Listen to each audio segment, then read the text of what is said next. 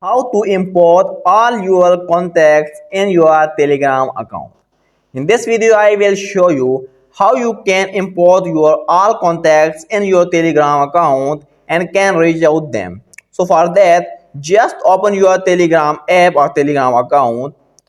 On top left side, there are three horizontal lines. Just click on these horizontal lines and click on your settings. When you click on settings, scroll down at the bottom.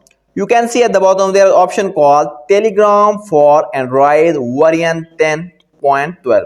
So just press and hold this. Now again press and hold this. Now when you press and hold this twice, there will be a pop-up menu in front of you. You can see there at first position there are option called import contacts. Simply click on import contacts. When you click on import contacts, your all contacts in your mobile phone will be imported into your Telegram account. Now you can send their messages and whatever you want. So this is the quick and easy way to import your contacts in your Telegram account.